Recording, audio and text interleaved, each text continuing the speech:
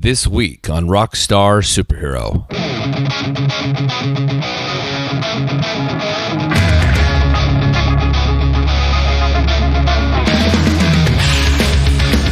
The Dungeon Master himself, Zach Schottler, has to be the coolest, weirdest, and wildest guest I've ever had on the show, and I guarantee you that we are all the better for it. Zach's band, the monumentally awesome Skullfist, is a pure, unrelenting rock and roll powerhouse and one of my favorite bands of the last 20 years. We had a very tight interview schedule, so we didn't get in as much as we'd like, but I still left my ass off, and you will too. This is Popsicle Pete, or Zach Slaughter, or Zach Schottler, or Zach Schottler, or whatever the hell you want to call him. This is the frontman of Skullfist. This is Zach Schottler on Rockstar Superhero.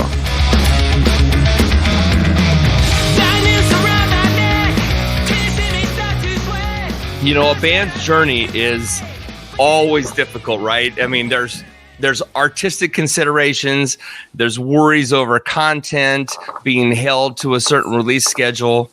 I know you're tired of telling this story, but my listeners don't know much about you outside of, you know, the music you've created in the past. And as you told a second ago, so we had to start over, but you told a second ago about, you know, sort of your penchant for getting in bad wrecks and harming yourself between every album cycle. And I was wondering, does that story go back to childhood? Were you always getting injured before you had something big coming? I wondered when I was up at this point now, looking back, I've wondered if I was subliminally sabotaging everything that I had done as a kid. Yeah. But no, I think, like I was saying, was that between every album, something always happens. So I said, Head of the Pack to Chasing the Dream was I broke my neck. Yeah. And then Chasing the Dream to Way of the Road was I had to get vocal surgery. And then Way of the Road to Paid in Full was some tiny little insignificant virus that was going around at some point. Some stupid pandemic. Yeah, they named it after a beer or something like that. Yeah. And I think it was called the Polson Canadian virus or something. Yeah. I'm thinking that sounds about right. And you get it if you're 19 years old or older. Wouldn't it have been great if they called it the Budweiser virus? Oh man, this guy's got Budweiser or Foster's. You know, just so you could say, you know, Australian started in Australia. Yeah. Those damn ex-cons. So look, Skullfist is known for having a seriously humorous bent to their world. You know, you bring that noise clearly. One of the things I'm always curious about artists and specifically how they're formed is, you know, going back to the childhood thing. I don't want to necessarily talk about, you know, if you had a great childhood or a crappy childhood, but I'm curious if you now as an adult, if you look back at the memories and the habits that, you know, that you built back then, did they push you towards who you've become, or did you become who you became despite those habits? I think you're always going to, no matter what, it's always going to be the weight depends on you. You know, The amount of weight that you carry depends on you. But I think that no matter what, you're always going to have a weight. There's no doubt. I mean, like, depending, you know, there's things that I talk about with those is that I always said that there's sometimes I meet people and they have this like genuine smile, you know, they're like genuinely there, you know, and the look on their face is like this nice, genuine smile. And I always said that, fuck you, I don't trust you. I should stop smiling. Yes. No, but there's just like this, you know, there's just this certain innocence that some people have that I'm like, you son of a bitch. You know, like, that's not fair. Yeah, what the hell? Hey, Mr. Fancy Pants over here. And no, so, and then the other thing that I always thought about was that, like, it's like, it's like it's always gonna do it, man. Like, you know, when you look back at your childhood and you think like, you think about shit, and I always think about it a lot. Sometimes I'm thinking about it. Sometimes I'll write about it, in songs and shit. And one thing that I noticed though, when I got older, and I was in my 20s, early 20s, and I moved to Toronto because I was from 10 hours north of Toronto, tiny little place, yeah. And so when you're hanging out with your buddies and you're talking and sharing stories, like, oh man, this one time this, and I realized that every time I shared a story, people were fucking mortified. They were like, that's fucked up, bro. And I'm like, that shit never happened to you? What were you talking about? Like childhood rape? I mean, what? Like just, and they're like, that's fucked, guy. That's crazy. And you're like, what do you mean? You fucking asshole don't deal with this shit? Like, what the hell? And so it's like, it was always, guys that I know, I started Skullfist with a guy from that same town, right? Right. And he left pretty early on, and I still talk to him every once in a while. But we both said the same thing. It was years later, we'll talk about it, and we're like, yeah, man, like, what the fuck happened up there? You know what I mean? Like, there's just this, and even guys from that place that had moved to different places. It's like, every time I've gotten together or mentioned or had a conversation with anybody from that town years later in our 30s, they say the same thing. We all say the same shit. We're like, what the fuck was going on, man? Like, because, like, you come out into the rest of the world, and the rest of the world's like, whoa, dude, like, what are you talking about? That's what the hell is going on up there, Yeah. And I don't know. I feel like fucking this place, Timmins was the city, and I was from a smaller place right outside of it.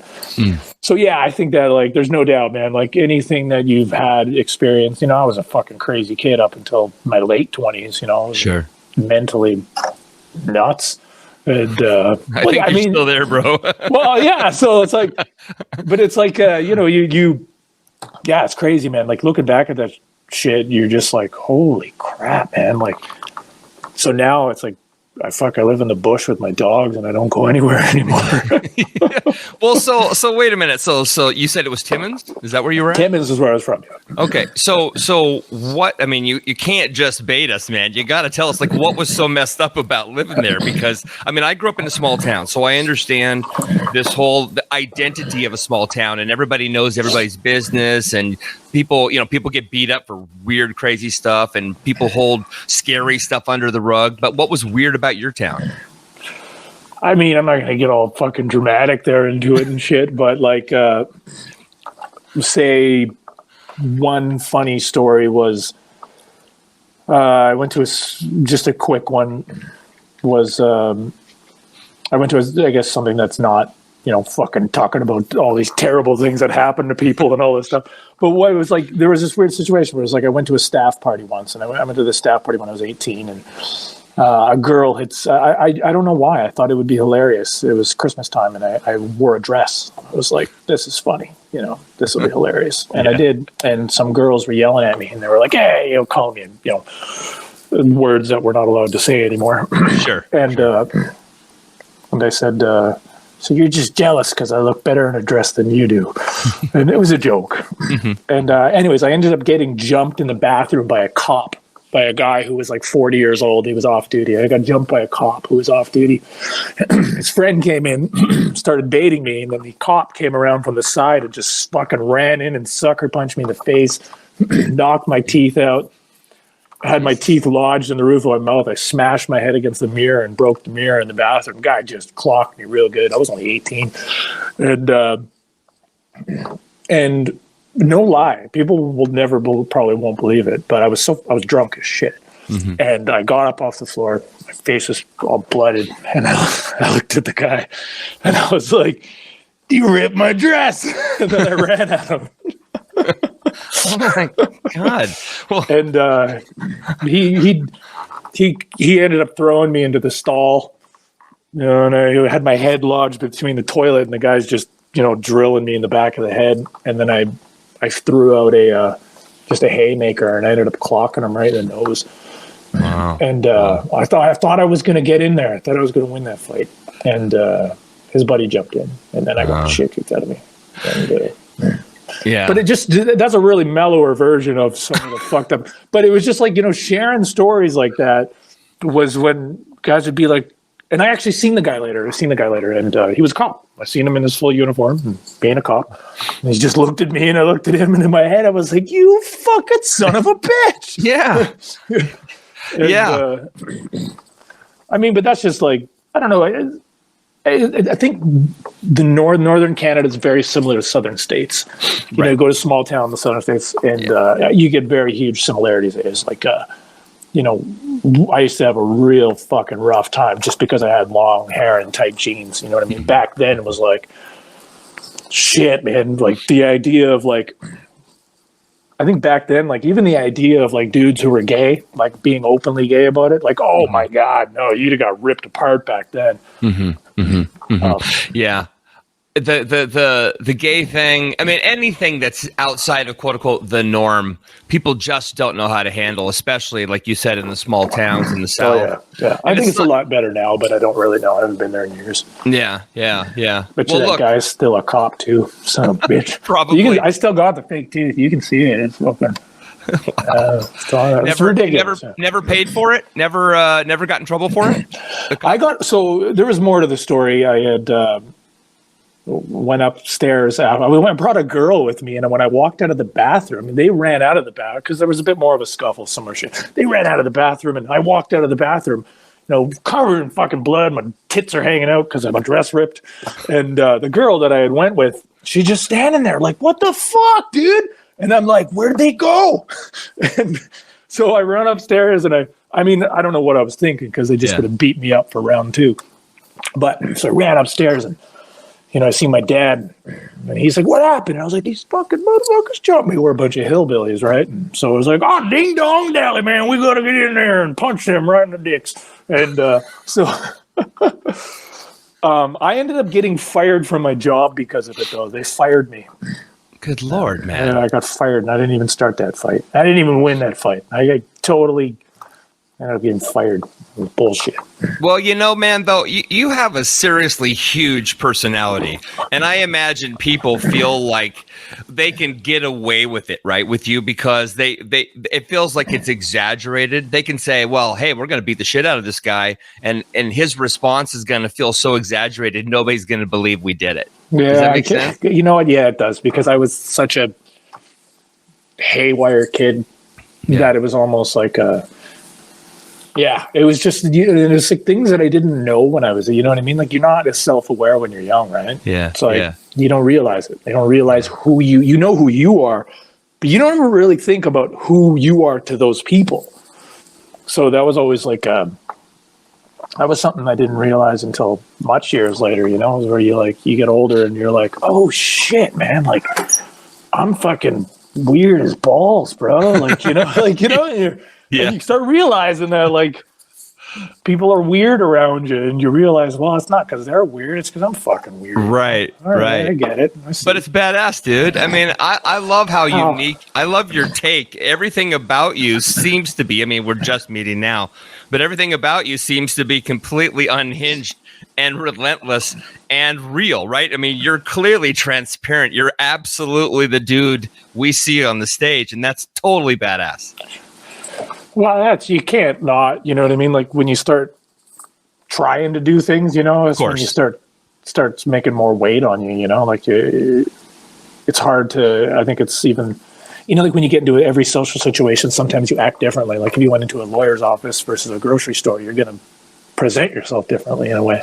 Yeah. You kind of have, like, it's almost like a subliminal thing of, like, you say conforming, but it's almost a subliminal thing that people just do regularly. Yeah. And I think after a while you kind of start, I don't know, I feel like if that's like not the kind of person you are, you know what I mean? Like you kind of get weird about it, Yeah. We were just talking about that the other day.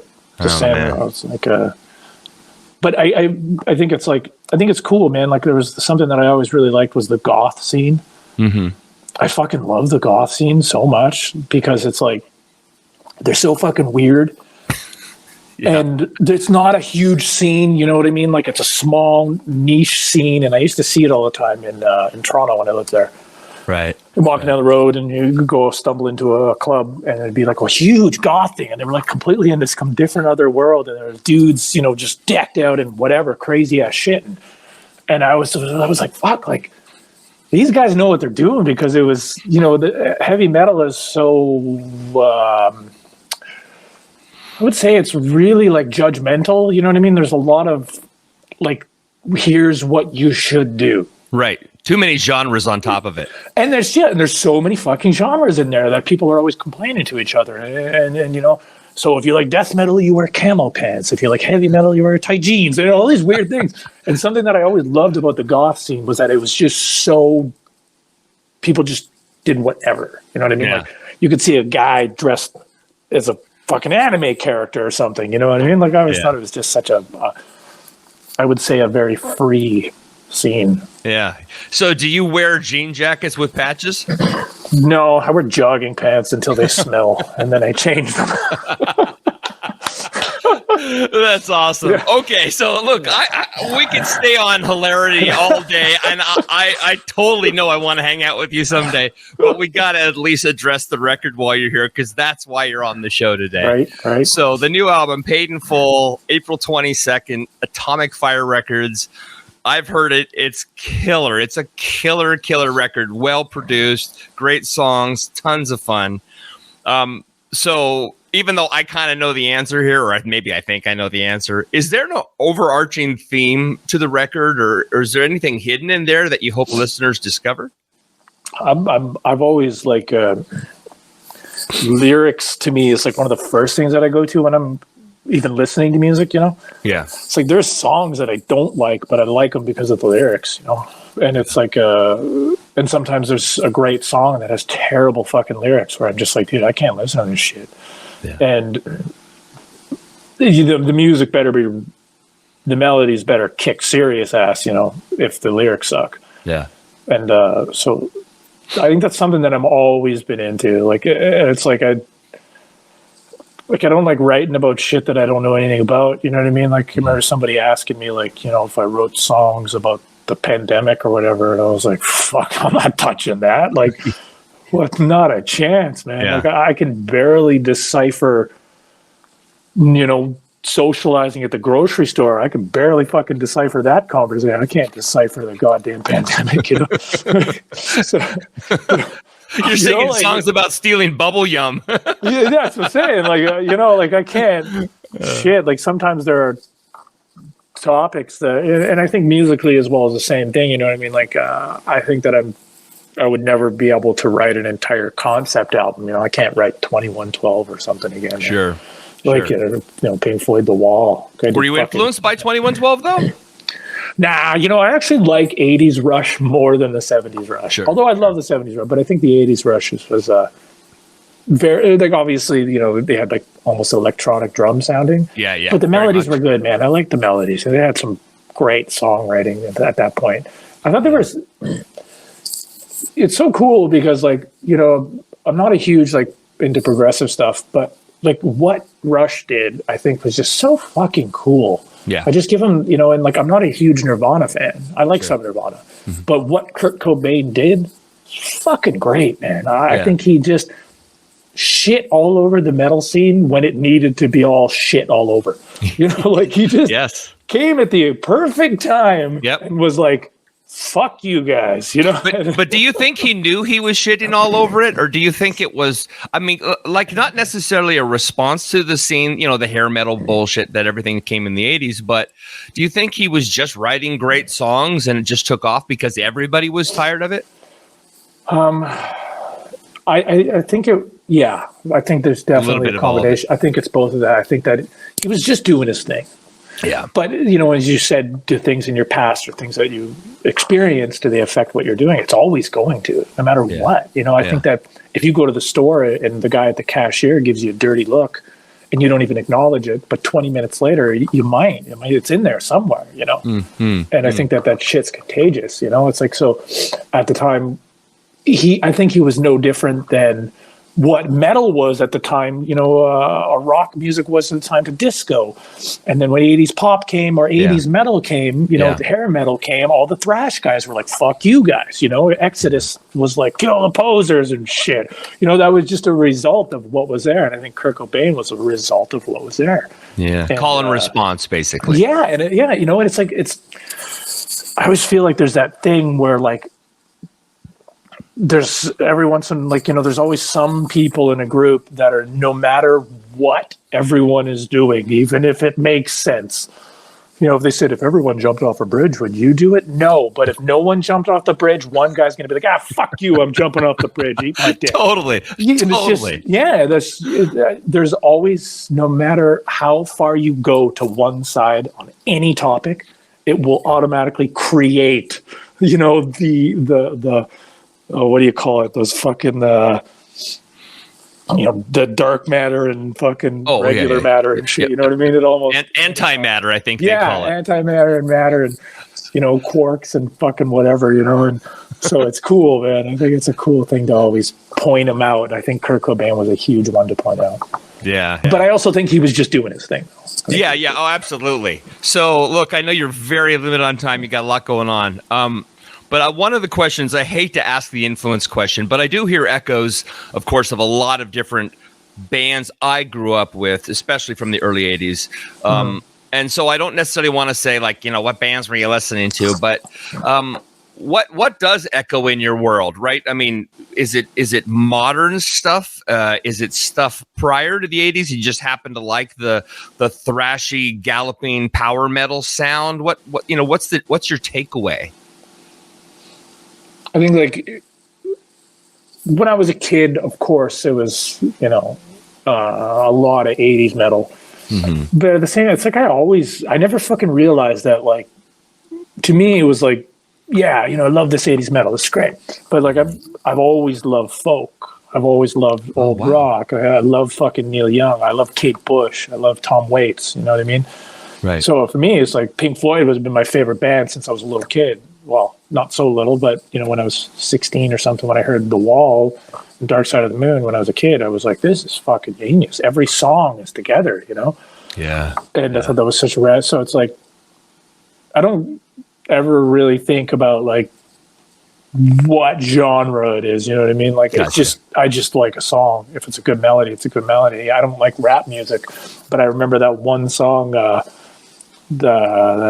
sorry, Miss Jackson. Ooh, I am for real. Or however the fuck it went. I was like, that was a cool melody, Yeah. So it's like, you just go where the melody goes. And of course, but with Skullfist, though, I mean, obviously there's going to be, it's definitely, there's always going to be huge 80s influences there. Sure. 80s metal stuff. I mean, the name itself, the font. I showed the font to my wife and she goes, oh my God, this is like 1982 Kroll. And I'm like, exactly. That's what's so awesome about it. When we first started, we actually, our German distributor made us change the S's.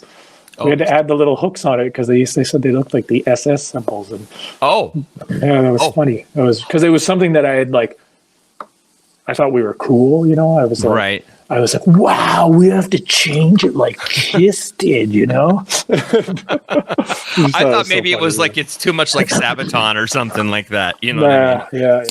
And very totally. So we had those little hooks to the logo. Nice. But it was all like, even the band name, the logo that we have still to this day is the exact same logo that I made in MS Paint.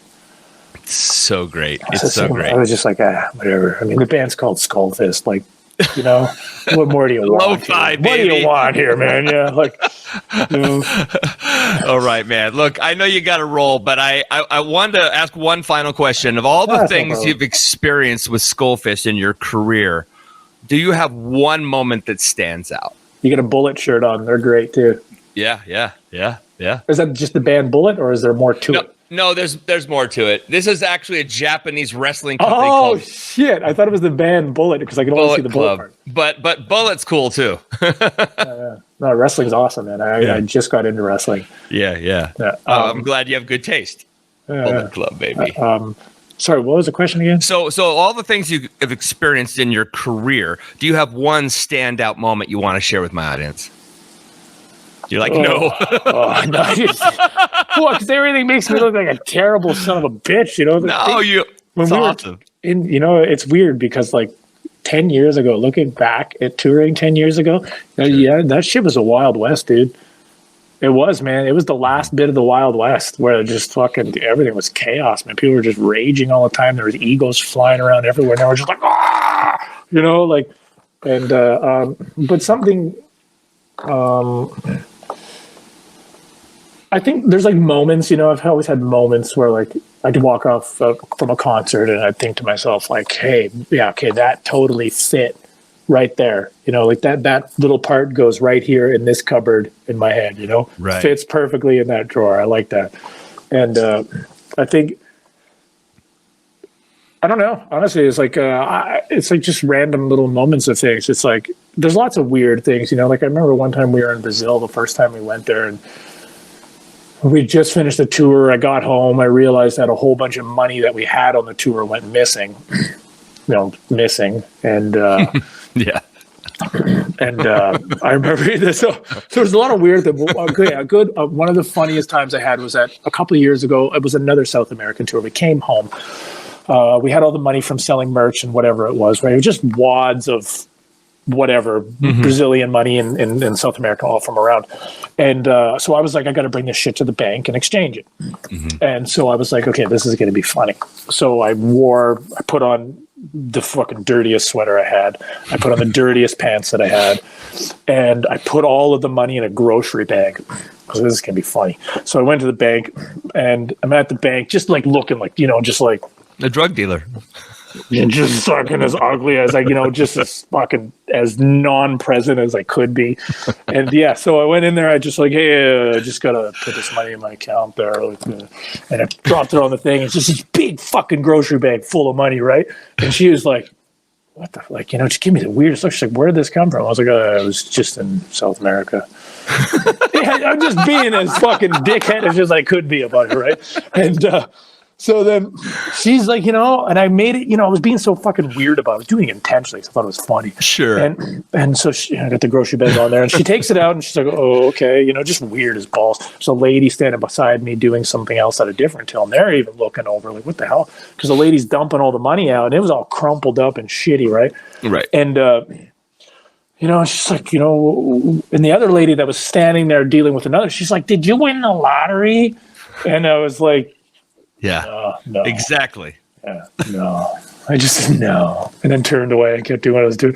And as the lady's going through it, I was just looking around because there was a whole bunch of, you know, and it was, I can't remember how much I can't remember, but it was split between 4 guys. I was just exchanging it, and then I was going to send the guys, you know, a couple $1,000, whatever we made. And it was not a lot of money between 4 guys, but it looked weird as one guy coming in there with, you know, a shit ton of cash. Sure. So as she was doing it, though, the best fucking thing, and I don't know how, but she's going through it, and I'm kind of seeing her out of the corner of my eye. I'm just looking at whatever and waiting till she's done, and then she just backs up and drops something, and looking at me like just disgusted. And I look at her, and I look down at the thing and what she dropped.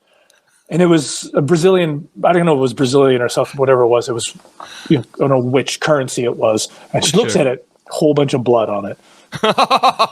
No lie. Whole bunch of blood on it. And she's just looking at me. She doesn't say anything. And I'm like, fucking, that's the best thing in my head. I'm like, this is the best day ever. And so she's like, and I look at the money and I look at her and I'm like, oh, sorry. That's it. I just said, oh, sorry. That's it. Oh, sorry. I was off. And yeah, and she put on gloves. I can't remember if she even had on gloves. She might have already put on gloves. I can't remember. But oh my God. Anyways, she went through it. She passed it. In her head, she said, okay, this is what I'm dealing with. This guy's fucked. And she just kept counting it, put it all on my account, and I was like, okay, thanks. Oh my God. And then I just left. And it was one of my favorite fucking things. It was the best, man.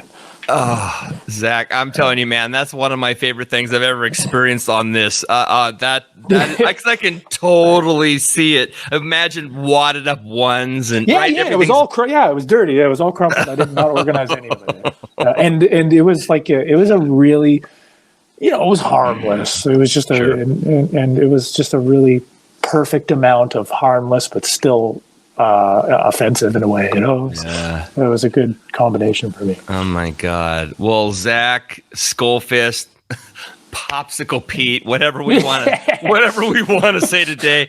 I'm telling you, man, I really do. I mean, I'm a champion for this record. Got the flag up big time. I'm glad you like it, man. Thanks, man. Yeah, it's really rad. You're so damn funny, and I hope somehow we can get your butt through Seattle. And if you do, man, I'll take you out for a beer and some food, and we'll just laugh our asses off because you're hilarious, dude. Yeah, man. Just fucking. That's one of the nice things is just fucking around, swapping dumb stories. Yeah. I'm sure you got a bunch of them too there. Yeah, a fair amount. Mine involves a lot of pain, but well, yeah, that's why as the same. I hear you. It's like you always have to be careful on where you're going when you're talking. You think, I don't want to fucking go down these roads where we're all. 30 minutes later, we're all depressed and we're like, what, man? Life sucks, doesn't it? And you're like, yeah, it does. Yeah. I actually did a comedy podcast 4 years ago. And when I was actually telling a story, and then the next thing I know, it was like, oh my God, in 1987, I got raped. Well, and that's, you're fucked. And then, you're fucking, everything goes downhill from there, right? Yeah, it stopped being funny really fast. Shit, God.